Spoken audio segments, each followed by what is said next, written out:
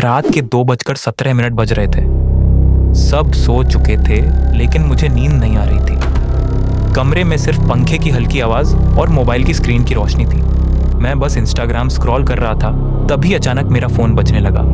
Screen पर unknown number लिखा था। इतनी रात को अनजान कॉल देखकर थोड़ा अजीब लगा, लेकिन मैंने कॉल उठा ली। कुछ सेकंड तक बिल्कुल सन्नाटा था। मैंने कहा, हेलो, कौन? फिर धीरे से एक आवाज आई, कॉल मत काटना। मेरा दिल अचानक तेज धड़कने लगा, क्योंकि वो आवाज बिल्कुल मेरी ही थी। वही टोन, वही तरीका, जैसे मैं खुद बोल रहा हूँ। मैंने गुस्से में कहा, कौन है तू? मजाक मत कर। आवाज फिर बोली, मैं मजाक नहीं कर रहा, मैं तुम हूँ, भविष्य से। मुझे लगा कोई मजाक कर रहा है, लेकिन फिर उसने एक ऐसी बात कही जो सिर्फ मुझे ही पता थी। तुमने आज मम्मी से झूठ बोला था कि तुम पढ़ रहे हो, लेकिन तुम गेम खेल रहे थे। मेरे हाथ ठंडे पड़ गए। मैंने कभी ये बात किसी को नहीं बताई थी। अब डर धीरे धीरे बढ़ने लगा था। मैंने धीरे से पूछा, अगर तू मैं ही है तो मुझे कॉल क्यों कर रहा है? उसने तुरंत जवाब दिया, क्योंकि तुम बहुत बड़ी गलती करने वाले हो, और अगर तुमने मेरी बात नहीं मानी तो सब खत्म हो जाएगा। मैंने पूछा, क्या करना है? 5 मिनट बाद कोई तुम्हारे दरवाजे पर दस्तक देगा, तुम्हें दरवाजा नहीं खोलना है, चाहे कुछ भी हो जाए।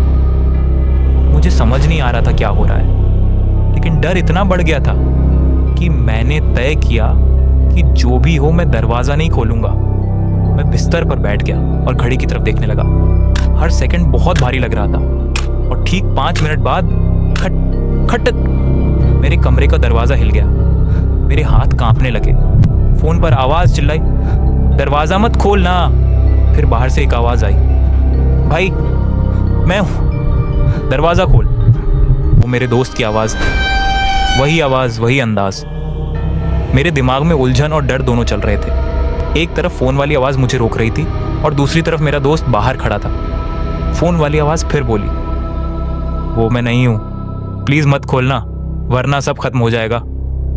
मैं डर के बावजूद धीरे धीरे दरवाजे के पास गया और हैंडल पकड़ लिया। मेरा दिल इतना तेज धड़क रहा था कि मुझे अपनी ही धड़कन सुनाई दे रही थी। बाहर से फिर आवाज आई, भाई जल्दी कर, मुझे अंदर आने दे। मैंने धीरे से दरवाजा थोड़ा सा खोला, और जो मैंने देखा उसने मेरी सांसें रोक दी। बाहर मेरा दोस्त नहीं खड़ा था, बल्कि मैं खुद खड़ा था। वही चेहरा, वही कपड़े, लेकिन उसकी आंखों में एक अजीब सा खालीपन था, जैसे वो इंसान ही नहीं हो। फोन पर आवाज जोर से चिल्लाई, मैंने मना किया था। मैंने डर के मारे दरवाजा बंद करने की कोशिश की, लेकिन बाहर वाला मैं अपना हाथ दरवाजे के बीच में डाल चुका था। उसका चेहरा धीरे धीरे मुस्कुराने लगा, एक ऐसी मुस्कान जो बिल्कुल सामान्य नहीं थी। मैंने पूरी ताकत से दरवाजा बंद किया और पीछे हट गया। फोन मेरे हाथ से गिर गया।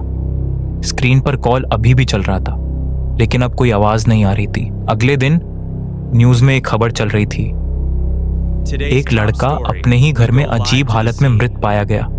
मैं टीवी के सामने बैठा था, सदमे में, कुछ समझ नहीं आ रहा था। तभी मेरा फोन फिर से बजने लगा। स्क्रीन पर फिर वही लिखा था, अननोन नंबर।